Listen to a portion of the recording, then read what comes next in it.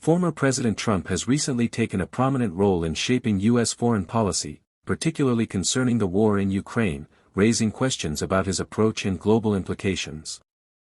In his meeting with Ukrainian President Volodymyr Zelensky, Trump signaled a marked shift in tone, suggesting that the United States might not supply Ukraine with the sought-after Tomahawk cruise missiles and instead hinted at a peace settlement based on current battlefield lines. He stated, "We need them too, it's not easy for us to give massive numbers of very powerful weapons," adding, "Hopefully they won't need it." Zelensky, for his part, stressed that any deal would need strong security guarantees and support for Ukraine's future. The shift in U.S. policy under Trump is being closely watched as European partners assess how American commitments may evolve in the wider Russia-Ukraine conflict. At the same time, Trump's domestic and legal battles continue to dominate headlines. He recently refiled a $15 billion defamation lawsuit against the New York Times and two journalists, following the dismissal of an earlier version of the complaint for being excessively lengthy and improper under federal civil procedure rules.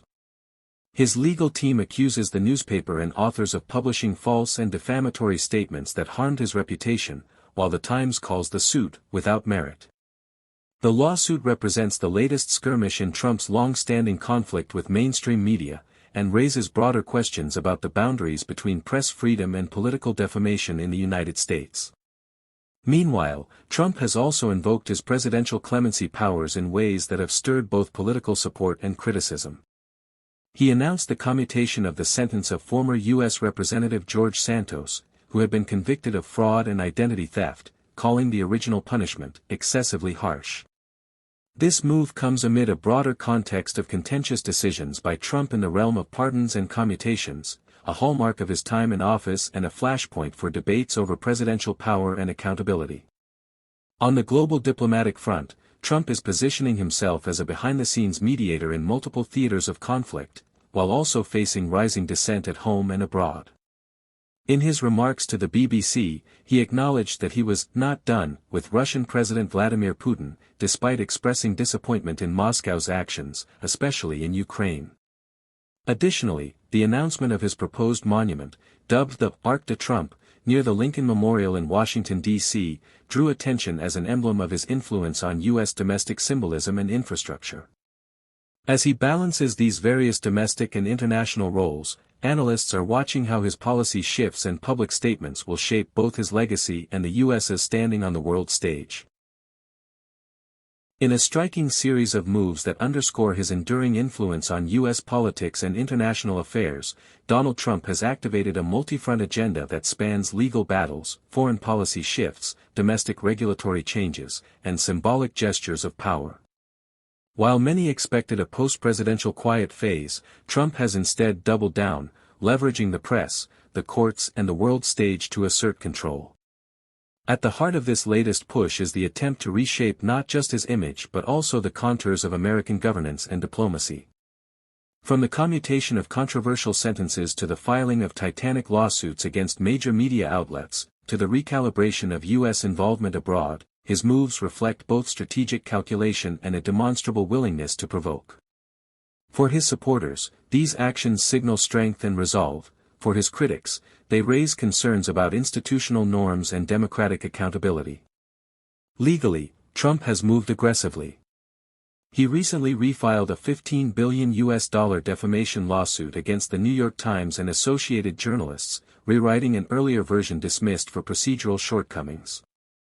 The suit accuses the newspaper of falsely portraying his business history and misrepresenting his success, claiming the articles and a book damaged his reputation. Meanwhile, former National Security Advisor John Bolton faces indictment on 18 counts related to handling national defense information, amid allegations that Trump's Justice Department is selectively using the courts for political ends. These legal battles are not isolated, they form part of a broader campaign by Trump to harness judicial and media arenas as extensions of political strategy. In the same breath, the Pentagon saw collective action by journalists refusing to abide by new reporting rules imposed by the Trump-led administration, a move raising fresh questions about press freedom. On the foreign policy front, Trump is redefining America's posture.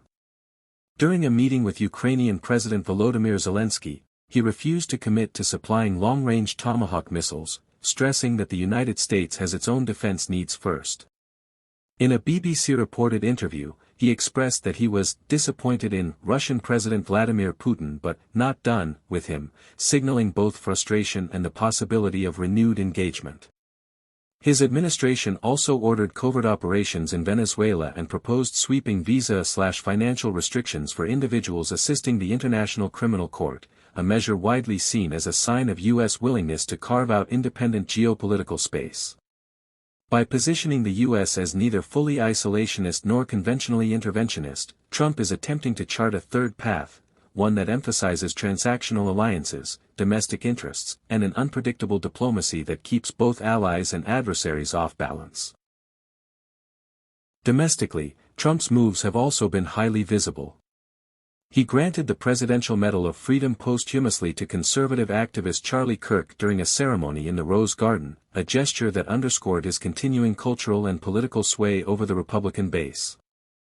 On immigration and defense, his administration pressed ahead with controversial policies, deploying National Guard personnel, threatening federal funding cuts, and tightening oversight of journalists within the Pentagon.